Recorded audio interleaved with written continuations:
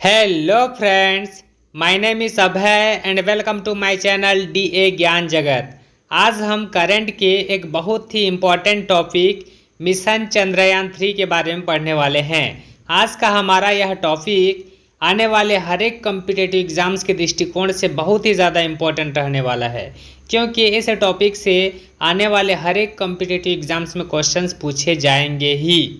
तो इस टॉपिक से रिलेटेड जितने भी इम्पोर्टेंट फैक्ट्स और इम्पोर्टेंट क्वेश्चंस बनेंगे, उन सभी इम्पोर्टेंट फैक्ट्स और क्वेश्चंस को हम इस वीडियो में डिस्कस करेंगे। बस आपसे एक रिक्वेस्ट है कि वीडियो को बिना स्किप किए शुरू से लेकर के लास्ट तक ज़रूर देखिएगा। तो चलिए फ्रेंड्स, अब हम वीडियो को स्टार्ट करते हैं।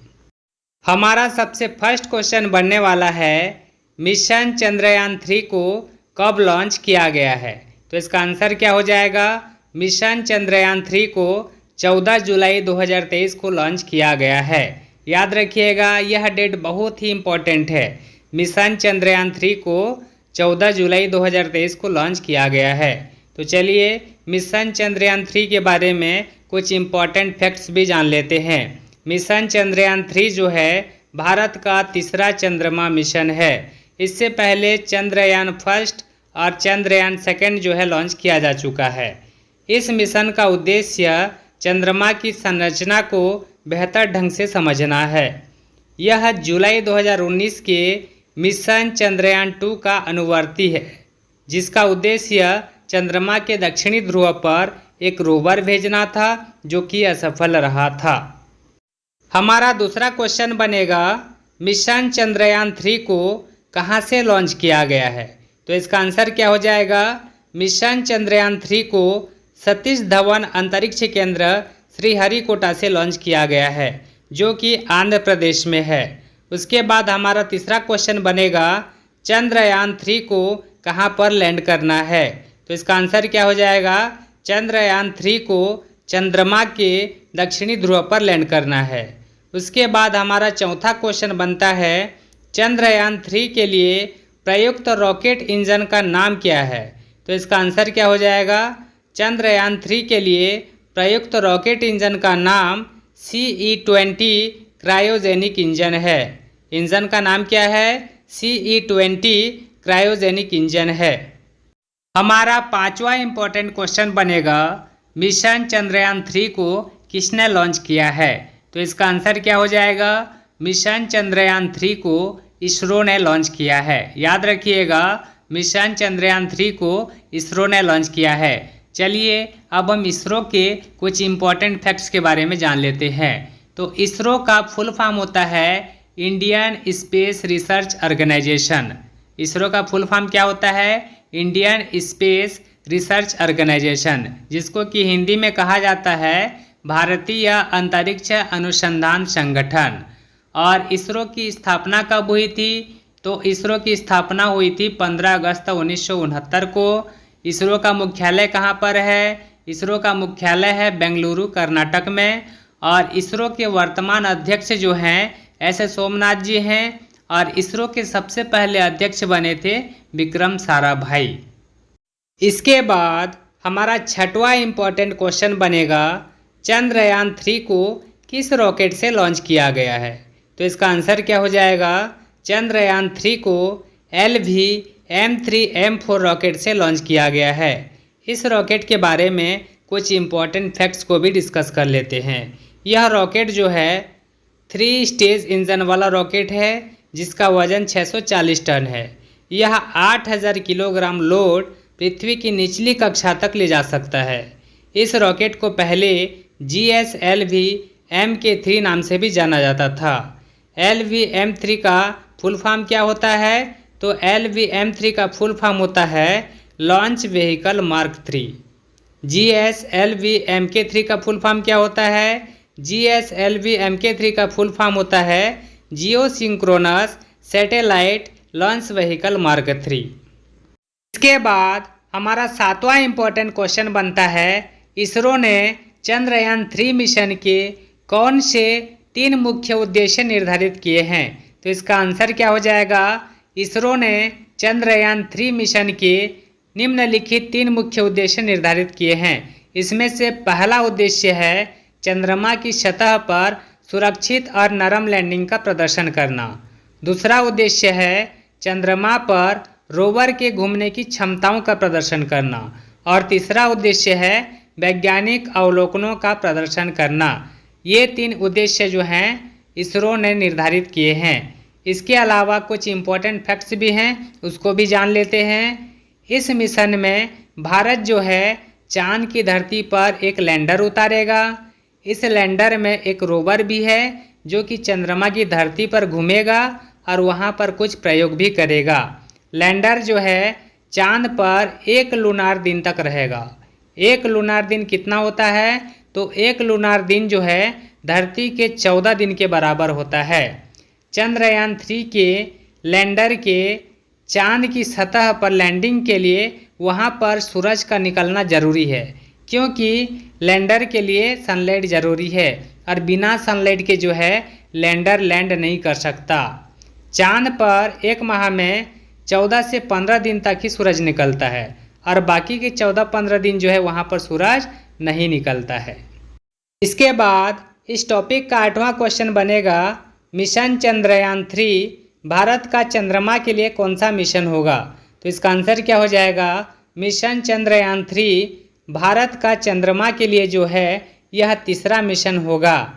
भारत का जो पहला चंद्रमा मिशन है वह 22 अक्टूबर 2008 को लॉन्च किया गया था। दूसरा चंद्रमा मिशन जो है 22 जुलाई 2019 को लॉन्च किया गया था और तीसरा चंद्रमा मिशन जो है 14 जुलाई 2023 को लॉन्च किया गया है। उसके बाद हमारा अगला क्वेश्चन बनता है, मिशन चंद्रयान 3 का थीम क्या रखा गया है? तो इसका आंसर क्या हो जाएगा? मिशन चंद्रयान 3 का थीम रखा गया है साइंस ऑफ द मून। इसके बाद हमारा 10वां इम्पोर्टेंट क्वेश्चन बनेगा, चंद्रयान 3 में इनमें से कौन सा मॉड्यूल नहीं है? तो यहाँ पर ऑप्शन में दिया गया है लैंडर, रोवर, ऑर्बिटर और प्रोपल्सन। इसमें पूछा जा रहा है कि चंद्रयान 3 में कौन सा मॉड्यूल इनमें से नहीं है? तो यहाँ पर आंसर हो जाएगा option C, orbiter. Lander, rover और प्रोपल्सन जो है चंद्रयान 3 में है, यहाँ पर ऑर्बिटर जो है चंद्रयान 3 में नहीं है। तो चलिए कुछ इम्पोर्टेंट फैक्ट्स को भी जान लेते हैं। चंद्रयान 2 में जो है लैंडर, रोवर और ऑर्बिटर तीनों था। चंद्रयान 3 के लिए ऑर्बिटर नहीं बनाया गया है, क्योंकि चंद्रयान 2 का ऑर्बिटर जो है पहले से ही ऑर्बिट में मौजूद है, ज़रूरत पड़ने पर इसी का इस्तेमाल कर लिया जाएगा। चंद्रयान 3 में ऑर्बिटर के बजाय जो है स्वदेशी प्रोपल्सन मॉड्यूल है। इसके बाद हमारा 11वां इम्पोर्टेंट क्वेश्चन बनता है, चंद्रयान 3 में कितने मॉड्यूल हैं? तो इसका आंसर क्या हो जाएगा? चंद्रयान 3 में 3 मॉड्यूल हैं। इसमें से पहला है प्रोपल्सन मॉड्यूल, दूसरा है लैंडर मॉड्यूल और तीसरा है रोवर मॉड्यूल। तो चलिए इन तीनों मॉड्यूल के बारे में एक एक करके जान लेते हैं। तो पहला है हमारा प्रोपल्सन मॉड्यूल। ये क्या होता है? अंतरिक्ष मिशन पर जाने वाले यान का यह पहला हिस्सा होता है। यह स्पेसशिप को उड़ान भरने की ताकत देता है। और दूसरा है हमारा लैंडर मॉड्यूल। ये क्या होता है? चंद्रयान 3 का ये दूसरा और महत्वपूर्ण हिस्सा है। इसे ही चंद्रमा पर उतारा जाएगा और रोवर को चंद्रमा की सतह तक सही तरीके से पहुंचाने की इसी की जिम्मेदारी होती है। तीसरा क्या है? हमारा रोवर मॉड्यूल है। चंद्रयान 3 का यह तीसरा हिस्सा है जो लैंडर के जरिए चंद्रमा की सतह पर उतरेगा और फिर मूवमेंट कर जानकारी जुटाकर धरती पर भेजेगा। इसके बाद हमारा 12वां इम्पोर्टेंट क्वेश्चन बनेगा, मिशन चंद्रयान 3 के लैंडर का क्या नाम रखा गया है? तो इसका आंसर क्या हो जाएगा? मिशन चंद्रयान 3 के लैंडर का नाम रखा गया है विक्रम। याद रखिएगा, मिशन चंद्रयान 3 का जो लैंडर है उस लैंडर का नाम रखा गया है विक्रम। उसके बाद हमारा 13वां क्वेश्चन है, मिशन चंद्रयान 3 के रोवर का क्या नाम रखा गया है? तो इसका आंसर हो जाएगा, मिशन चंद्रयान 3 के रोवर का नाम रखा गया है प्रज्ञान। याद रखिएगा, अगर लैंडर का नाम पूछेगा तो विक्रम है और रोवर का नाम पूछेगा तो प्रज्ञान है। उसके बाद हमारा 14वां क्वेश्चन है, चंद्रयान 3 के लैंडर में कितने थ्रॉटल सक्षम इंजन हैं। तो इसका आंसर क्या हो जाएगा, चंद्रयान 3 के लैंडर में 4 थ्रॉटल सक्षम इंजन हैं। इसके बाद अगला इंपॉर्टेंट क्वेश्चन बनेगा, चंद्रयान 3 की चंद्रमा की दक्षिणी ध्रुव पर सफल लैंडिंग करने के बाद भारत चंद्रमा के दक्षिणी ध्रुव पर पहुंचने वाला कौन सा देश बन जाएगा। तो इसका आंसर क्या हो जाएगा, चंद्रयान 3 की चंद्रमा की दक्षिणी ध्रुव पर सफल लैंडिंग करने के बाद भारत जो है चंद्रमा के दक्षिणी ध्रुव पर पहुंचने वाला विश्व का प्रथम देश बन जाएगा। उसके बाद 16वां क्वेश्चन है, चंद्रयान 1 मिशन कब लॉन्च किया गया था। तो इसका आंसर क्या हो जाएगा, चंद्रयान 1 मिशन जो है 22 अक्टूबर 2008 को लॉन्च किया गया था। कुछ इंपॉर्टेंट फैक्ट्स है इसके बारे में, उसको भी जान लेते हैं। यह मिशन जो है PSLV XL C11 रॉकेट से लॉन्च किया गया था और इस समय इसरो के अध्यक्ष कौन थे, जी माधवन थे। मतलब जब चंद्रयान 1 मिशन का लॉन्च किया गया था तो उस समय इसरो के अध्यक्ष थे जी माधवन जी। इसके बाद हमारा 17वां इंपॉर्टेंट क्वेश्चन है, चंद्रयान 2 मिशन को कब लॉन्च किया गया था। तो इसका आंसर क्या हो जाएगा, चंद्रयान 2 मिशन को 22 जुलाई 2019 को लॉन्च किया गया था। याद रखिएगा, चंद्रयान 2 मिशन को 22 जुलाई 2019 को लॉन्च किया गया था।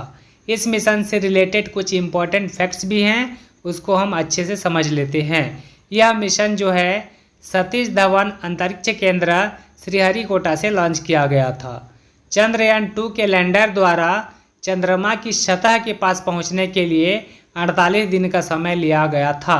सिर्फ 2.1 किलोमीटर की दूरी जो है चंद्रमा की सतह के पास पहुंचने के लिए शेष रह गया था।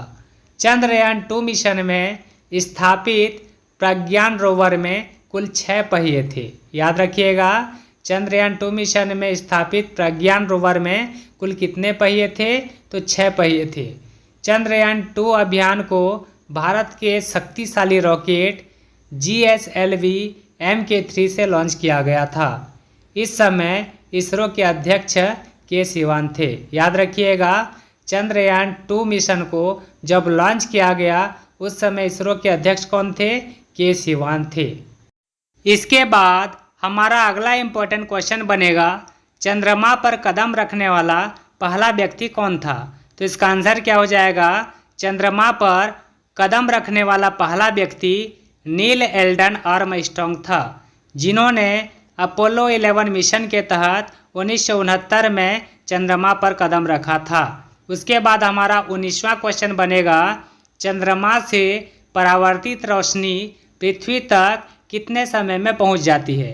तो इसका आंसर क्या हो जाएगा, चंद्रमा से परावर्तित रोशनी जो है पृथ्वी तक 1.28 सेकेंड में पहुंच जाती हैं। मतलब चंद्रमा से जो परावर्तित रोशनी है उसको पृथ्वी तक पहुंचने में कितना समय लगता है, 1.28 सेकेंड।